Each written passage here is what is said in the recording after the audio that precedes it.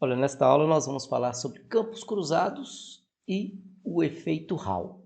Nós já falamos do efeito, nós já falamos de campos cruzados, né? O campo elétrico e o campo magnético formando ângulo de 90 graus entre si e a descoberta do elétron. Nesta aula aqui nós vamos falar sobre os campos cruzados e o efeito Hall.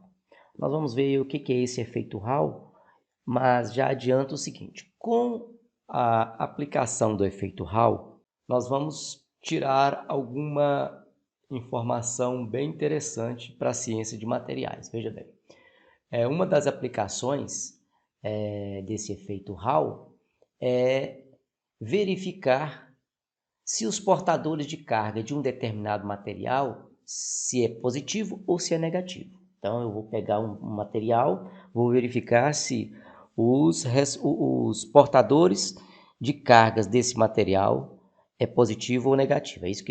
Isso é uma das coisas que o efeito Hall permite verificar. Com o efeito Hall também nós podemos calcular, além de verificar o que é o portador de carga, se é positivo ou negativo, nós conseguimos também contar quantos portadores de carga existe numa unidade de volume desse material. O efeito Hall é basicamente o seguinte: é você ter um material percorrido por uma corrente elétrica, você coloca esse material na presença de um campo magnético e você vai verificar a deflexão desses portadores de carga ali naquele material. Um exemplo aí, ó. Vamos supor que isso aqui seja uma fita. Vamos começar aqui falando de uma fita metálica. Na verdade, nos metais, nós já sabemos que os portadores de carga são negativos. São os elétrons que carregam a carga elétrica ao longo dos metais. Mas nós vamos tirar algumas informações de tal maneira que, se o material tiver portador de carga positivo, a gente vai conseguir verificar também. Aqui eu tenho essa fita, vamos admitir que seja uma fita de metal. Então, por exemplo, tenho aqui, ó, fita, e aí eu vou ligar uma bateria, positivo da bateria, negativo da bateria. Então eu vou ter uma corrente nesse sentido, conforme mostrado nesta figura aqui. Então, eu vou ter a corrente chegando aqui assim e, consequentemente, saindo aqui, conforme mostrado aqui. Mas nós já sabemos que, se eu estiver avaliando um elétron, o elétron ele vai caminhar nesse sentido. Isso que vai ser a velocidade do elétron. Isso é a velocidade de deriva. Nós chegamos a falar dessa velocidade de deriva lá no capítulo 26. Então aqui, se eu tiver esse material conduzindo uma corrente elétrica, né, eu vou ter essa situação. Agora, se eu aplicar um campo magnético nesta fita metálica, que é a fita metálica, que é esta mostrada aqui. Se eu aplicar um campo magnético apontando para dentro digamos aqui, para dentro da tela do computador. Então, se eu pensar aqui num elétron, se eu aplicar a regra da mão direita, então vamos pensar na regra da mão direita, você vai pegar o seu polegar e vai colocar o seu polegar coincidindo com esta velocidade. Os 4 dedos você vai colocar indicando esse campo magnético entrando. Se o portador de carga é positivo, a força seria apontando para a esquerda, a força magnética. Então, se esse portador de carga aqui, se ele fosse um portador de carga positivo, você ia ter a velocidade de deriva aqui e você ia ter uma força magnética nesse sentido. Na situação de que o campo magnético tenha esse sentido entrando para dentro da tela do computador. Então, veja bem, você aponta o seu dedo polegar coincidindo com esta velocidade. Isso aqui é o campo magnético, então os 4 dedos da mão direita, exceto o polegar, vai apontar para dentro da tela do computador. E se o portador de carga é positivo, então a força magnética vai ser para a esquerda, força saindo da palma da mão. No entanto, aqui o portador de carga é negativo, então a força, então se eu considerar aqui como sendo um portador de carga negativo, a força magnética vai ser nesse sentido, força saindo das costas da mão. Quando nós falamos de regra da mão direita no início desse capítulo, nós falamos desta regra vetorial aí. Podem voltar lá e verificar com detalhes. Então aqui, se o portador de carga é negativo e essa fita metálica está na presença de um campo magnético, conforme mostrado aqui, esse elétron não vai caminhar nessa direção aqui, ó. Ele vai ser jogado aqui para esse lado da fita. Então, se os elétrons caminharam para esse lado da fita, significa que aqui está com carência de elétron e, portanto, carga positiva desse lado esquerdo da fita aqui. Mais e menos vão estar em quantidades iguais. Então, aí, isso aqui vai ser a deflexão dos elétrons. Isso vai acontecer até quando? Até quando nós vamos ter esses elétrons defletindo para o lado direito nesta fita? Vai acontecer até quando aqui nós vamos ter, nesse caso aqui, uma força magnética nesse sentido. No entanto, quando os elétrons começam a aglomerar nessa direita aqui da fita, o que vai acontecer é a existência de um campo elétrico, representado aqui de preto, um campo elétrico nesse sentido. E quando esse campo elétrico, vamos escrever aqui, ó, campo elétrico, aí você vai notar o seguinte, você vai ter um campo elétrico apontando para a direita e você tem um campo magnético apontando para dentro da tela do computador. Então, esse vetor campo magnético e esse vetor campo elétrico formam um ângulo de 90 graus. Por isso a expressão aqui, ó, campos cruzados. Nesse caso, quando a força elétrica, então se aqui nós temos um campo elétrico, esse elétron aqui, ó, ele vai estar sujeito a uma força elétrica no sentido oposto. Lembre que o elétron, a força elétrica que atua sobre o elétron, ela é dada pela carga vezes o campo. Sendo o elétron negativo, a força elétrica e o campo elétrico vão ter sentidos opostos. Então, por isso, se o campo elétrico tem esse sentido, lembre que saindo do positivo, chegando no negativo, então se o campo elétrico tem esse sentido, a força vai ser nesse sentido aqui, ó. Força elétrica. Então, nós vamos ter força elétrica contrabalançando a força magnética. Quando estas forças se equilibrarem, quando o módulo de Fe for igual ao módulo de Fb, o elétron não vai ser mais defletido, aí ele vai passar direto. E quando isso acontecer, o que nós vamos ter? Então, recapitulando, nós vamos ter aqui força elétrica, que vai ser o módulo da carga vezes o módulo do campo elétrico, que é igual ao módulo da carga vezes a velocidade deriva, vezes o campo magnético, vezes o seno formado entre a velocidade deriva e o campo magnético. Note que a velocidade de deriva está para cima, olha aqui, está para cima, e o campo magnético está entrando na tela do computador, entrando na folha de papel. Então, campo magnético e velocidade deriva formam um ângulo de 90 graus, conforme escrito aqui. Então, nós vamos ter que a carga do elétron vezes o campo vai ser igual a carga do elétron vezes velocidade deriva vezes campo magnético. Note que aqui 191. Então, disso aqui nós vamos tirar que a velocidade deriva é, na verdade, a relação entre o campo elétrico e o campo magnético.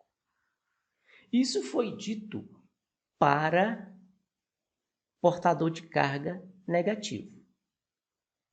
É aquela situação onde a força elétrica mostrada aqui vai contrabalançar a força magnética, conforme foi discutido aqui nestas ilustrações aqui mais à direita.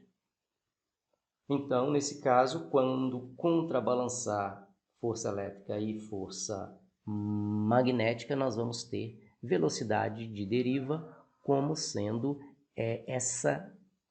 dado por essa expressão. Isso também aconteceria se nós tivéssemos se nós considerássemos os portadores de carga como sendo portadores de carga positiva, conforme mostrado aí.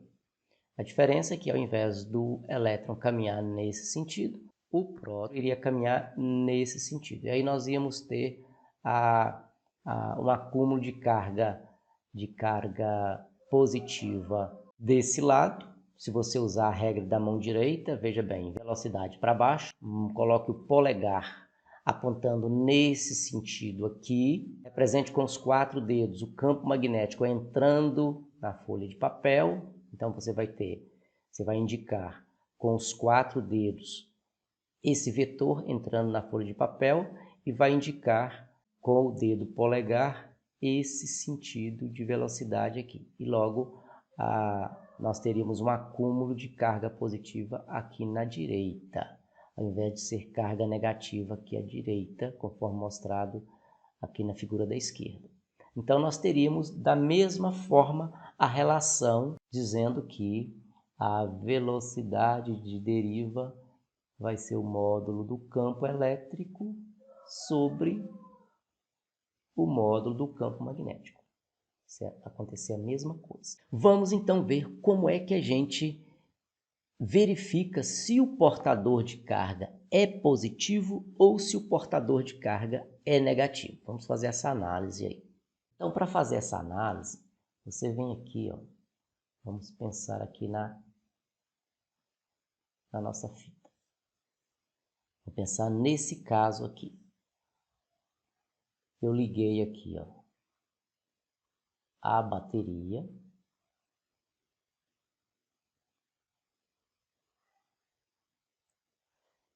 Isso aqui é a fita metálica. Isso é uma fita que está conduzindo carga elétrica.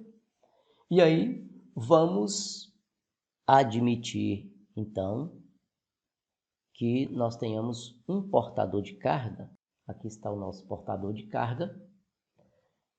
E aí o que nós vamos fazer? Se o portador de carga ele tem esse sinal, então nós vimos que vai haver um acúmulo de carga negativa aqui e, consequentemente, um acúmulo de carga positiva aqui, conforme mostrado nessa aqui, ó. Negativo aqui, positivo aqui. Negativo aqui, positivo aqui. Então, se você agora utilizar um voltímetro,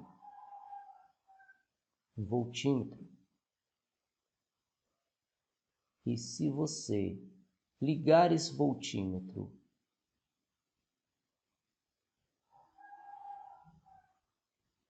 aqui, esse voltímetro, através de um voltímetro, você consegue verificar qual é a polaridade positiva ou negativa. Então, se o voltímetro indicou que isso aqui é a polaridade positiva, a polaridade negativa da fita, significa que quem está conduzindo corrente elétrica é um portador de carga negativo. Agora, se esse portador de carga é um portador de carga positivo, conforme mostrado aqui, nós vamos ter acúmulo de carga positiva desse lado, acúmulo de carga negativo desse lado, acúmulo de carga positivo desse lado e, consequentemente, acúmulo de carga negativo do lado esquerdo, conforme mostrado nessa figura aqui. Então, se o voltímetro indicar que desse lado direito o portador de carga, a polaridade é positiva, isso só é possível se o portador de carga for um portador de carga positivo, for prótons, por exemplo. Então, com isso, é possível definirmos se o portador de carga do material é próton ou elétron. Então, a verificação do sinal do portador de carga nós já sabemos como encontrar. Agora nós vamos aprender a fazer o cálculo desses portadores de carga. Vamos aprender a fazer o cálculo. Então eu peguei aquela fita, desenhei aquela fita em 3 dimensões, agora eu tenho esta fita com a corrente entrando aqui, eu tenho uma largura D dessa fita, eu tenho uma espessura, que eu vou chamar de espessura L desta fita, e estabeleci uma corrente elétrica através da ligação de uma bateria nos extremos dessa fita e apliquei um campo magnético conforme mostrado aqui, entrando na tela do computador, entrando na folha de papel. Nós já aprendemos lá no capítulo 26, você pode voltar lá e ver sobre velocidade de deriva. Você vai ver que a velocidade de deriva é a densidade de corrente sobre o número de portadores vezes a carga dos portadores. Lá no capítulo 26, a carga desses portadores nós colocamos como sendo E. Na verdade, eu estou colocando aqui, portador próton, só porque eu escrevi próton aqui. Então, nós podemos lembrar que a carga do próton é igual à carga do elétron com sinal trocado. Então, P é igual a mais E. Nesta equação, N é o número de portadores por unidade de volume, e é isso que nós queremos calcular. Quantos portadores por unidade de volume um determinado material possui? O número de portadores de carga que os materiais possuem é uma propriedade desse material. O cobre tem um número de portadores por unidade de volume, o alumínio tem outro, a prata tem outra quantidade de portadores por unidade de volume. Então, calcular a quantidade de portadores de carga que um material possui por volume, Então, é um dado importante do material. Quando você vai fazer um circuito, um dispositivo, você precisa saber quanto de portador de carga aquele material tem por volume. Por quê? Aquele material que tem muitos portadores de carga por volume, ele será um melhor material para realizar condução elétrica. Está aqui o significado das grandezas físicas que aparecem nesta equação.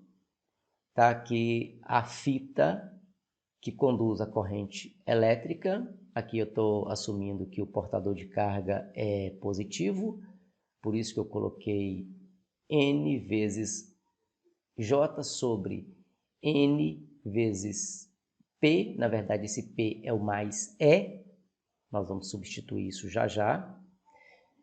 E aí, conforme nós já vimos na transparência anterior, essa velocidade de deriva é uma relação entre campo elétrico e campo magnético. Então, se nós pegarmos esta expressão e comparar com esta, ó, no lugar de V de velocidade de deriva, eu escrever E vezes B e comparar E sobre B, comparar com essa aqui, JNE, aqui é o mais E, P é igual a mais E, então eu tenho esta expressão mostrada aqui, ó. E aí, pegando essa expressão aqui de trás, simplesmente eu liguei uma bateria aqui nos extremos dessa fita, a corrente, houve a velocidade dos prótons nesse sentido. Então, o que nós esperamos? Nós esperamos que, usando a regra da mão direita, aponta o polegar para esse VD, então, veja aí, ó, aponta o polegar no sentido desta velocidade deriva, os 4 dedos vão ser apontados para dentro da folha de papel. Então, a força magnética que atua nesse próton vai ser uma força magnética nesse sentido. Então, nós vamos ter um acúmulo de carga positiva aqui e, consequentemente, um acúmulo de carga negativa desse lado de cá. E aí vai estabelecer um campo elétrico nesse sentido. O próton quer seguir a direção do campo elétrico, então o próton ele vai aparecer uma força elétrica nesse sentido aqui, ó. Quando essa força elétrica equilibrar com essa força magnética, nós vamos ter essa equação para a velocidade de deriva. E aí nós vamos ter esses acúmulos de carga que podem ser avaliados através de um voltímetro. Então, esse voltímetro vai dizer quantos volts estabeleceu nessas laterais aqui da fita metálica. Então, nesse caso, avaliando aqui essa diferença de potencial, lembrando lá do capítulo que nós falamos da relação entre diferença de potencial e campo elétrico, nós vamos lembrar que o campo elétrico é a diferença de potencial dividido por essa distância. E aí nós vamos ter, ó, essa espessura da fita, eu chamei de D, na verdade, isso aqui é L. Então, essa área aqui, ó, se eu fizer um corte de uma seção transversal,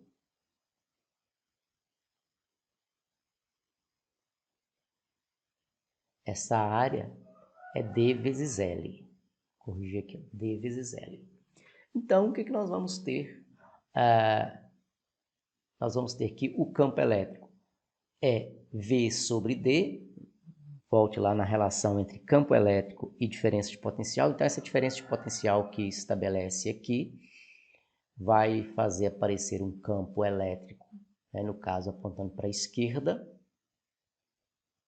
E nesse caso, nós vamos ter esta relação entre campo elétrico e a diferença de potencial. Então, medindo essa diferença de potencial, eu meço também o campo elétrico que se estabelece nessa fita aqui, ó, para a esquerda. Essas contas aqui nós já fizemos na página anterior. Basta lembrarmos que densidade de corrente é a corrente que atravessa uma seção transversal. A seção transversal é D vezes L. Então, voltando lá na velocidade de deriva, ó, voltando aqui, ó, E sobre B é igual a J. Quem é J? É corrente por área. Substituindo aqui, ó, corrente por área. Esse J aqui, ó. Agora eu simplesmente repetir NE, NE, NE. Então, eu tenho esta expressão. No lugar que tiver campo elétrico, olha aqui, ó, campo elétrico, eu substituo por V sobre D. Repetir esse B aqui, ó. Agora, mantive o lado direito, I sobre A, que é a densidade corrente, N vezes E. Aí, daqui para baixo, o que eu fiz foi simplesmente isolar o N. Se eu isolar o N, eu vou jogar o N aqui para a direita, ele vai vir para o numerador. Vou jogar esse termo aqui para a direita, ele vai vir para o numerador. Vou jogar esse termo para a direita, ele vai para o numerador. O I mantém no numerador. Carga do elétron, denominador. Diferença de potencial vai para o denominador. E nós vamos ter essa expressão aqui, ó. Só que D sobre A, olha o que é D sobre A. Se A é igual a D vezes L, que é a área dessa seção transversal, se você quiser isolar L, você vai ter que L é igual a sobre D e, consequentemente, 1 sobre L é D sobre A. D sobre A é simplesmente 1 sobre L. 1 sobre L. Nós vamos ter esta expressão mostrada aqui. O número de portadores é igual a I sobre E vezes B, dividido por V vezes L. O que é cada coisa aqui? É importante a gente saber o que se trata cada grandeza aqui da equação. Número de portadores. Quanto de portadores de carga existe por unidade de volume? Digamos, metro cúbico, centímetro cúbico. I é a corrente. Eu posso medir essa corrente através de um amperímetro. Campo magnético. Nós não aprendemos ainda como medir o campo magnético, mas se eu tenho o campo magnético, se eu tenho a informação sobre esse campo magnético, eu tenho também,